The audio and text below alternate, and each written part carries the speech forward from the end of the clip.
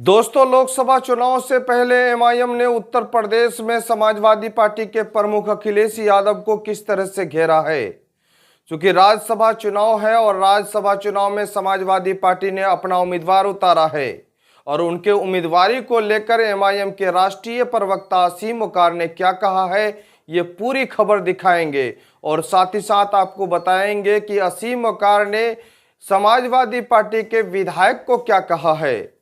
चूंकि अखिलेश यादव इससे पहले पीडीए यात्रा निकाले थे। पीडीए यात्रा वो दिल्ली तक पहुंची, लेकिन पीडीए यात्रा का उद्देश्य है कि सभी लोगों को लेकर साथ चलना। असीम वकार ने मुस्लिम उम्मीदवार को लेकर अपना सवाल खड़ा किया है कि मुसलमानों का वोट अखिलेश यादव की पार्टी को मिलता है, लेकिन राज्यसभा में उम्मीदवार अब तक क्यों नहीं उतारा है।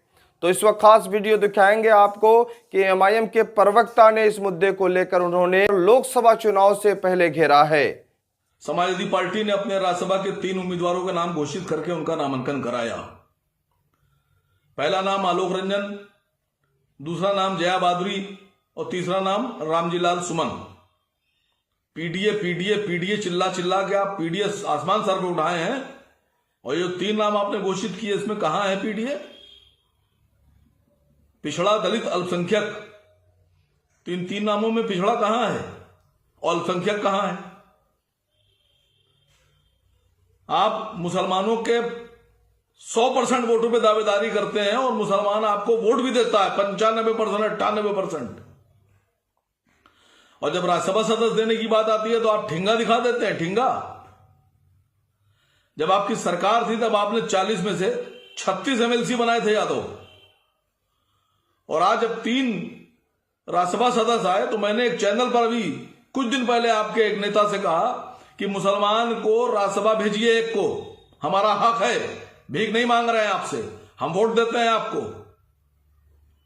तो उन्होंने कहा नहीं नहीं, आप कौन होते हैं मांगने वाले? अखिलेश जी मुसलमानों से बहुत मोहब्बत करते हैं और देंगे। कहां है, कहां दे रहे हैं आप? आपने 2 सीटें दे दी चित्रांश को, आलोक रंजन जी को और इनकलाब श्रीवास्तव साहब की पत्नी को, यानी अमिताभ बच्चन साहब की पत्नी को। 2 सीटें आपने 3 में से दे दी चित्रांश को। वो चित्रांश जो आपको वोट ही नहीं देता है, वो चित्रांश जिसका सारा का सारा वोट बीजेपी में जाता है। 70% का आपने उनको इसमें हिस्सा दे दिया 3 सीट में। मुसलमान का पूरा वोट लेने के बाद आपने मुसलमान को क्या दिया? मैं मुसलमान नेताओं से समाजवादी पार्टी के सवाल पूछ रहा हूं, खामोश क्यों हैं आप लोग? आपकी दिलेरी कहां चली गई कि आप गुलामों की तरह से हाथ बांधे अपने नेता के सामने सर झुकाए खड़े हैं? आपके हलक से यह भी आवाज नहीं निकल रही है अपने नेता से कि एक राज्यसभा दे दें उनको, मुसलमानों को।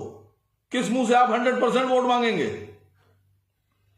अभी लोकसभा चुनाव आ रहा है, मैं मुसलमानों से इस बारे में बात करूंगा, मैं उनको आगाह करूंगा, मैं उनको जगाऊंगा कि वो लोग जो तुम्हारा 100% वोट लेते हैं सरकार बनाने के लिए, तुम उनकी सरकार बनाने की ताकत लगा देते हो, और जब लेने का वक्त आता है तो तुमको कुछ नहीं मिलता है। ये कैसे समाजवादी पार्टी के मुसलमान नेता हैं कि जबान में गिठा बांधकर एकदम चुपचाप खामोश गुलामों की तरह से खड़े हैं? मैं लड़ाई लड़ूंगा मुसलमानों की, और आपको जवाब देना होगा कि कौन से पीडीए की बात कर रहे हैं आप। अल्पसंख्यक में बाकी कोई तो आपको वोट देता नहीं है, सिर्फ अल्पसंख्यक में जो मुसलमान है वो आपको वोट देता है, और अपनी पूरी ताकत के हिसाब से, पूरी संख्या के हिसाब से वोट देता है आपको। और आप मुसलमानों के बल पर राजनीति भी करते हैं, और उसके बाद मुसलमानों के साथ ये नाइंसाफी।